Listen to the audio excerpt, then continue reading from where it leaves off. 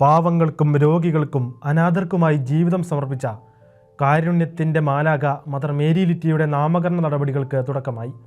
നാമകരണ നടപടികൾ അതിരൂപതാ തലത്തിൽ ഔദ്യോഗികമായി ആരംഭിക്കുന്നതിന് മദറിൻ്റെ വിശുദ്ധ ജീവിതത്തിൻ്റെ ഖ്യാതി ജനങ്ങളുടെ ഇടയിൽ എത്രമാത്രമുണ്ട് എന്നതിനെക്കുറിച്ച് വിശദമായി പഠിക്കുന്നതിന് ഒരു കമ്മീഷനെ ചുമതലപ്പെടുത്തിയതായി Changanassery archbishop Mar Joseph Perumthottam അറിയിച്ചു.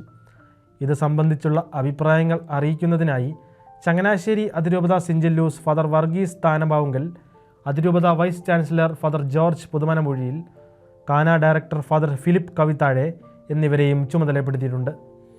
ദൈവപരിപാലനയുടെ ചെറുദാസികൾ എന്ന സന്യാസിനി മഠത്തിൻ്റെ സ്ഥാപകയായ ഡോക്ടർ സിസ്റ്റർ മേരി ലിറ്റി ഉദാത്തമായ ക്രൈസ്തവ സ്നേഹത്തിൻ്റെ ആൾരൂപമായിരുന്നു. 4 പതിറ്റാണ്ട് കാരുണ്യത്തിൻ്റെ മാലാഖയായി ജീവിച്ചു. ഓരോ കിടക്കയും ബലിപീഠമായി കണ്ട് ഓരോ രോഗിയെയും ക്രിസ്തുവായി വീക്ഷിച്ച് ജീവിതം പൂർണ്ണമായി സമർപ്പിച്ച സന്യാസിനിയായിരുന്നു ലിറ്റിയമ്മ. Kothamangalam medical sisters of saint Joseph സന്യാസ സമൂഹത്തിൽ ചേർന്ന കൊച്ചു തെരേസ്യ എന്ന സിസ്റ്റർ മേരി ലിറ്റി സഭാവസ്ത്ര സ്വീകരണത്തിനും വ്രതവാഗ്ദാനത്തിനും ശേഷം ദൈവശാസ്ത്ര പഠനത്തിനായി റോമിലേക്ക് പുറപ്പെടുകയായിരുന്നു. പഠനത്തിനിടയിൽ വിശുദ്ധ ജോസഫ് കൊത്തലെങ്കോ സ്ഥാപിച്ച ടൂറിനിലെ ദൈവപരിപാലന ഭവനം സന്ദർശിച്ചു. ദൈവപരിപാലനയിൽ മാത്രം ആശ്രയിച്ച് പ്രവർത്തിച്ചു വന്ന ഈ ഭവനത്തിൽ നിന്നുമാണ് സിസ്റ്ററിന് എല്ലാവരാലും ഉപേക്ഷിക്കപ്പെട്ടവർക്കായി ഒരു ആതുരാലയം സ്ഥാപിക്കാനുള്ള വിളിയുണ്ടായത്. ആ സ്ഥാപനം സന്ദർശിച്ചു കഴിഞ്ഞപ്പോൾ ആരോ എന്നോട് ചോദിക്കുന്നത് പോലെ എനിക്ക് തോന്നി, എന്തുകൊണ്ട് നിനക്കും പാവങ്ങൾക്ക് വേണ്ടി ജീവിതം സമർപ്പിച്ചുകൂടാ? അങ്ങനെ ഞാൻ റോമിൽ നിന്നും MD ബിരുദവും ഇംഗ്ലണ്ടിൽ നിന്നും അയർലൻഡിൽ നിന്നും ഡിപ്ലോമകളെല്ലാം എടുത്ത് നാട്ടിൽ തിരിച്ചെത്തി ഞങ്ങളുടെ തന്നെ ആശുപത്രികളിൽ ജോലി ചെയ്തുകൊണ്ടിരിക്കുമ്പോൾ ഈ ആഗ്രഹം കുറെ കൂടി ശക്തമായി. അങ്ങനെ എൻ്റെ അധികാരികളുടെ അനുവാദത്തോടെ 1973 ഞാൻ എൻ്റെ സന്യാസ സമൂഹത്തിൽ നിന്നും ഇറങ്ങിത്തിരിച്ചു. മുക്കൂറിലുള്ള ഡോട്ടേഴ്സ് ഓഫ് സെൻറ്റ് ജോസഫ് എന്ന സന്യാസ സമൂഹത്തിൽ ഏതാണ്ട് 4 വർഷക്കാലം പ്രാർത്ഥനയിലും അനാഥ കുഞ്ഞുങ്ങളെ ശുശ്രൂഷിച്ചും ചിലവഴിച്ചു. എൻ്റെ മഠത്തിൽ എനിക്ക് ഒന്നിൻ്റെയും കുറവുണ്ടായിട്ടല്ല ഞാൻ പോന്നത്. പിന്നെയോ ക്രിസ്തുവിൻ്റെ സ്നേഹം എന്നെ നിർബന്ധിച്ചതുകൊണ്ടാണ്.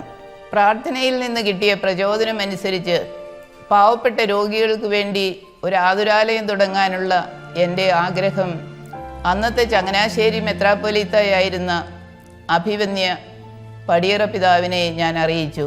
എൻ്റെ ആഗ്രഹങ്ങളും സ്വപ്നങ്ങളും പ്രതീക്ഷകളും എല്ലാം പിതാവുമായിട്ട് പങ്കുവച്ചു. പിതാവ് ചോദിച്ചു, സിസ്റ്ററെ, ഈ ആതുരാലയം തുടങ്ങാനുള്ള സ്ഥലമുണ്ടോ, കെട്ടിടമുണ്ടോ, ഫണ്ടുണ്ടോ, ബാങ്ക് അക്കൗണ്ട് ഉണ്ടോ? ഞാൻ പറഞ്ഞു, പിതാവേ, ഈ പറഞ്ഞ യാതൊന്നുമില്ല, ദൈവം തരും എന്ന വിശ്വാസം മാത്രമേ ഉള്ളൂ. അഭിവന്യ പടിയറ പിതാവിൻ്റെ നിർദ്ദേശപ്രകാരം അന്നത്തെ കുന്നന്താനം ഇടവക വികാരിയായിരുന്ന ബഹുമാനപ്പെട്ട ആൻ്റണി പാറക്കുഴിയച്ചൻ ഒരു ചെറിയ ഓല വീട് ഞങ്ങൾക്ക് തരപ്പെടുത്തി തന്നു, വാടക വീട്.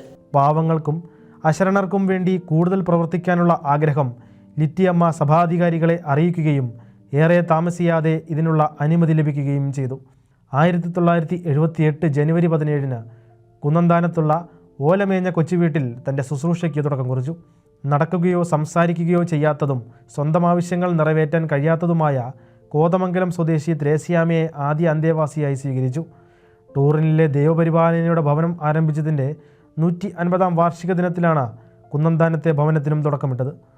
ആതുര ശുശ്രൂഷയും വചനപ്രഘോഷണവും കുടുംബ പ്രേക്ഷിതത്വവും പ്രേക്ഷിത മേഖലയാക്കിയ ഈ സന്യാസിനി സഭയ്ക്ക് ഇന്ത്യയിലും ആഫ്രിക്കയിലുമായി 19 ഭവനങ്ങളും 180 സന്യാസിനികളുമുണ്ട്.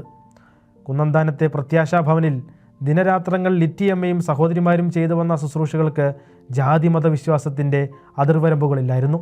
വൈകല്യങ്ങളും ബലഹീനതകളുമായി ജനിച്ചവരും ആശുപത്രികളിൽ പെറ്റമ്മ ഉപേക്ഷിച്ച് കളഞ്ഞതുമായ കുഞ്ഞുങ്ങളെ മാലാഖമാരായി കണ്ട് അവരെ അവർ മാറോട് ചേർത്ത് പിടിച്ചു. വൈദ്യശാസ്ത്ര പഠനത്തിൻ്റെ അറിവും ദൈവാശ്രയത്തിൻ്റെ അനുഭവവും പിൻബലമാക്കി സിസ്റ്റർ പരിപാലിച്ച് വളർത്തിയവരുടെ എണ്ണം 10,000-ത്തിലധികം വരും. 1000 പുരസ്കാരങ്ങളും ബഹുമതികളും അംഗീകാരങ്ങളും ലിറ്റിയമ്മയെ തേടിയെത്തിയപ്പോഴൊക്കെ എല്ലാം കാരുണ്യവാനായ ദൈവം തൻ്റെ മക്കളുടെ ആശ്വാസത്തിനും പരിപാലനത്തിനുമായി തരുന്ന സമ്മാനങ്ങളാണെന്ന് അവർ ആവർത്തിച്ചു. ജീവിച്ചിരിക്കുമ്പോൾ തന്നെ വിശുദ്ധയെന്ന് വിശേഷിപ്പിക്കപ്പെട്ട കന്യാസ്ത്രീയായിരുന്നു ലിറ്റിയമ്മ. ദൈവപരിപാലനയിൽ മാത്രം ആശ്രയിച്ചു കൊണ്ടുള്ള മദർ മേരി ലിറ്റിയുടെ പ്രവർത്തനങ്ങളും ജീവിതവും തുടർന്നുള്ള നാളുകളിൽ കേരള സഭയിൽ ചർച്ച ചെയ്യപ്പെടുക തന്നെ ചെയ്യും.